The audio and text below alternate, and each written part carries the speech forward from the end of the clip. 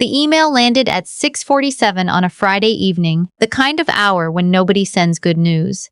I almost didn't open it. I was standing in my kitchen, still in my scrubs, microwave humming, my feet aching from a 12-hour shift in the ICU, and the only thing I wanted in the world was to eat something that wasn't out of a vending machine. But the subject line caught me, from my sister-in-law, all caps. "We did it!" And attached, a photo. It was the bakery, our bakery. The one with the brick storefront on Chestnut Street that our grandmother had run for 31 years. The one I'd spent every summer of my childhood in, dusted to the elbows in flour, learning to fold croissant dough at 5 in the morning because that was the only time the kitchen belonged to me. Except in the photo-X sign with gold lettering. A beautiful matte black sign with gold lettering. Grand, and underneath it stood my whole family. My brother with his arm around his wife, my parents beaming, my 2 cousins, an aunt I hadn't seen in years. Champagne flutes lifted, ribbon cut, the works. I counted the faces twice. I was not in a single one of them. The caption read, "So proud of this family, the ones who showed up, the ones who never stopped believing. Here's to keeping Grandma's dream alive. Together, together." I read that word until it stopped looking like a word. I want to tell you the part that knocked the wind out of me. Because it wasn't just being left out of a photo. It was that I hadn't known the bakery was reopening at all. As far as I knew, it had been sitting dark and shuttered for 2 years, ever since Grandma passed and the family voted, over my objection, to lease it out to a phone repair shop that fell through after 8 months. I'd offered to run it myself back then. I'd written up a whole plan, evenings after my hospital shifts, projections, and everything. They told me I was being sentimental. They told me a nurse had no business pretending to be a businesswoman. My brother actually laughed. And now here they were, 2 years later, standing under fresh gold lettering, toasting to a dream they told me to let go of. I set my phone face down on the counter. The microwave beeped. I didn't move to get the food.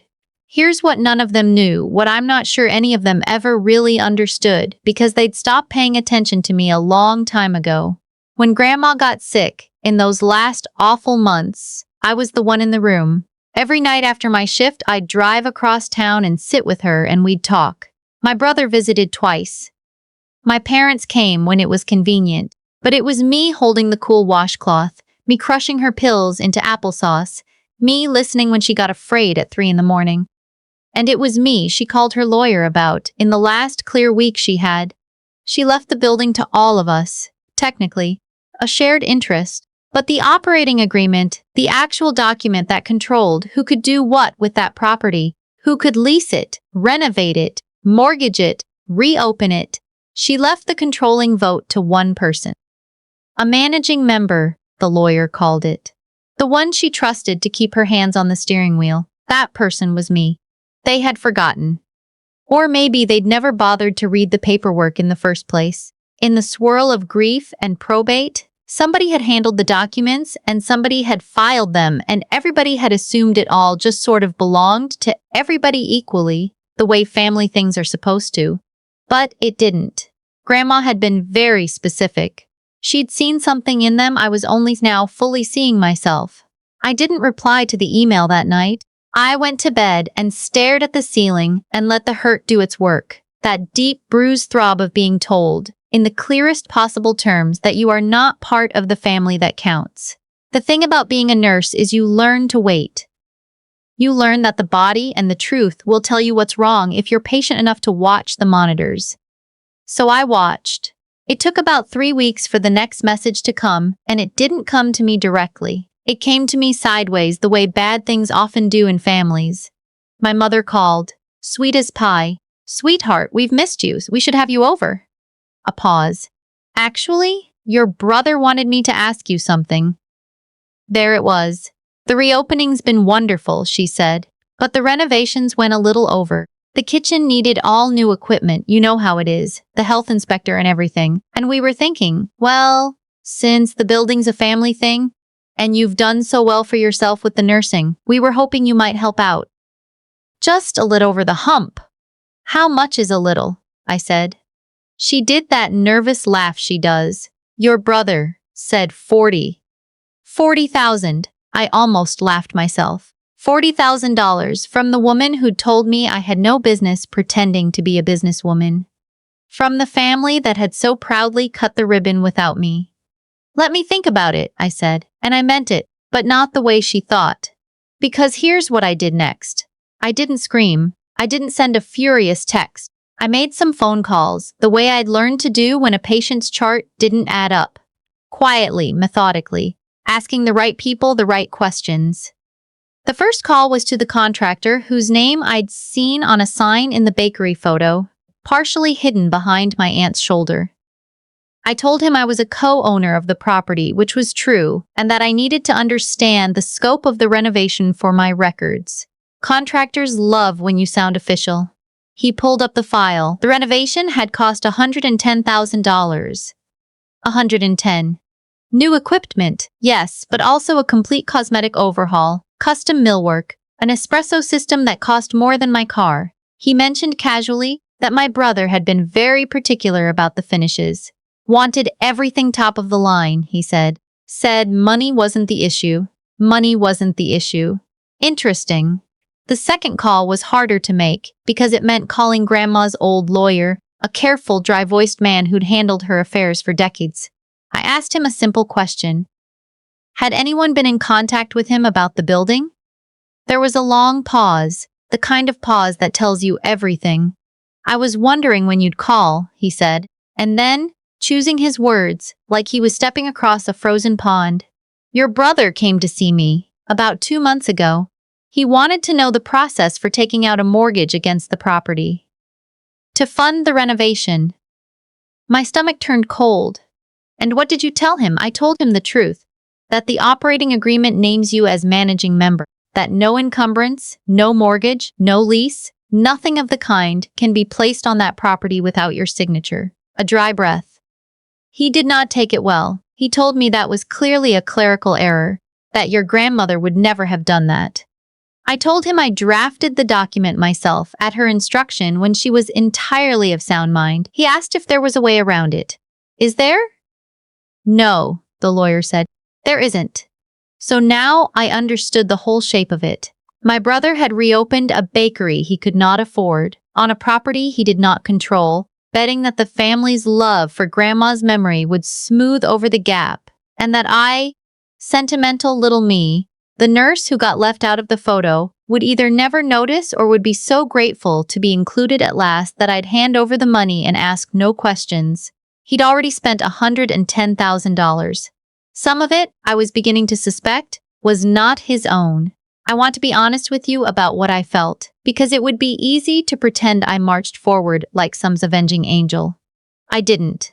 I sat in my car outside the lawyer's office for 45 minutes, and I cried, ugly, with the heels of my hands pressed into my eyes, because some part of me, the 5-year-old folding croissants in the dark, had still wanted them to want me. Even now.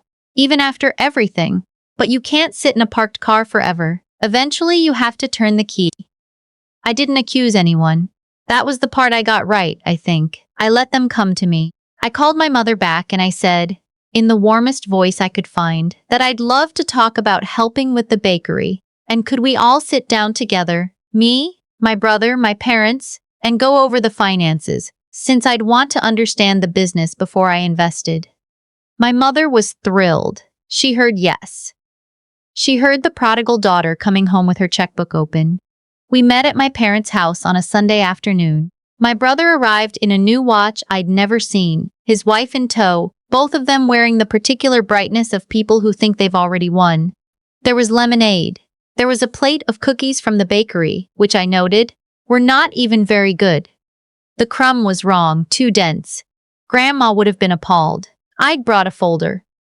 Before we talk numbers, I said, I just want to make sure I understand where things stand, because I pulled the renovation invoices. The brightness in my brother's face flickered, just slightly. Why would you do that? Due diligence, I said. You'd want me to before I put in $40,000. I opened the folder. The renovation cost $110, not $40. So I'm trying to understand, where did the first $110 come from and why do you need $40 more? The room got very quiet. My brother started talking fast, the way he did when we were kids and he'd broken something. An investor, he said. A silent partner, a line of credit. The numbers didn't agree with each other from one sentence to the next. And then my father, who had been silent in his recliner the whole time, said the thing that cracked it open. What investor? My father said slowly. You told us the renovation money came from the equity loan. I turned to my father. What equity loan? And I watched it land on him, the way it lands on a family member when the monitor flatlines. That full-body understanding that something is very wrong and has been wrong for a while. We took out a loan, my father said, against our house.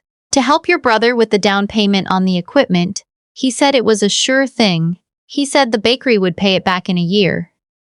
He stopped. He looked at my brother. How much did we take out, Margaret? Tell her how much we took out. My mother's mouth opened and closed. 60,000, my father said. We took $60,000 against our house. Where did the rest come from, son? Where did the other 50 come from?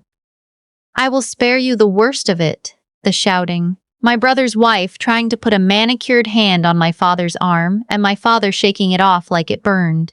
The way my brother's charm finally fell away entirely, and underneath it was just a frightened, grasping man who had borrowed against everyone who loved him and built a beautiful bakery on a foundation of other people's money.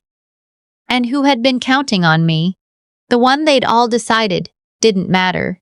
To plug the last hole so the whole thing wouldn't collapse before anyone looked too closely.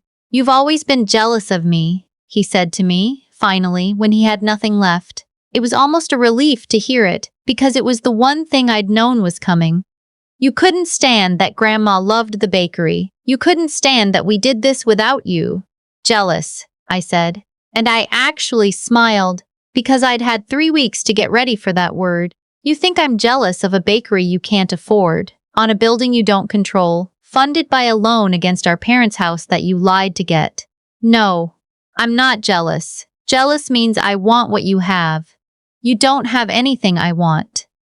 I closed the folder. I told them, then, what was true in the flattest, calmest voice I owned, the voice I use when I tell a family their person isn't going to make it. I am the managing member of the property. Nothing happens to that building without me. There would be no $40,000. There would be no mortgage, no second loan, no bailout. My brother had spent money he didn't have on a business he didn't own, and the consequences of that were going to belong to him. But, and here is the part I'm not entirely proud of, and the part I'd do again. I told my parents I would do one thing. I would protect them. The $60,000 they'd borrowed against their house, the house I grew up in, the only thing they had left in the world. I would make sure that loan got paid. Not by handing my brother money to keep playing pretend, but by taking over the lease of the bakery property myself, paying my parents rent for it. Real rent, monthly, the kind you can take to a bank. Enough to cover their loan payment. The building would keep its lights on, they would keep their house. And my brother would keep nothing. You can finish your grand reopening, I said to him. You built it without me, so finish it without me. He didn't have the money to finish it. That was the whole point. The espresso machine got repossessed first, I heard, then the rest of the equipment, piece by piece, until the beautiful brick storefront on Chestnut Street, with its matte black gold-lettered sign, sat dark again, empty, a gorgeous shell. The family that showed up stopped showing up the second. The champagne ran out and the bills came due. His wife's social media, which had been wall-to-wall photos of the bakery launch, went quiet. The last I heard he was managing a chain coffee place 2 suburbs over, the kind with a drive-through, wearing a uniform with someone else's name on the apron. My parents and I didn't talk for almost a year. The rent checks went out anyway, every month, on time. A quiet automatic reminder of who, in the end, had actually kept Grandma's dream from dragging the whole family under. Then one Tuesday, my mother called. Her voice was small in a way I'd never heard it. The rent, she said. It covered the loan again this month, and there was a little extra, the bank statement said. A pause. Your father's been sick. The deductible. It would have been a hard month, and it was already taken care of. That's what it's for, I said. Not unkind. Just true. The bakery's still empty, she offered like a peace branch. We drove past it. The sign's still up. I know, Mom. There was a long silence, and then she said the thing that wasn't quite an apology, but was as close as she was ever going to get. We were wrong about you, about what you could do. A breath. She knew. Your grandmother. She always knew. It wasn't the tearful reconciliation I might have wanted when I was younger.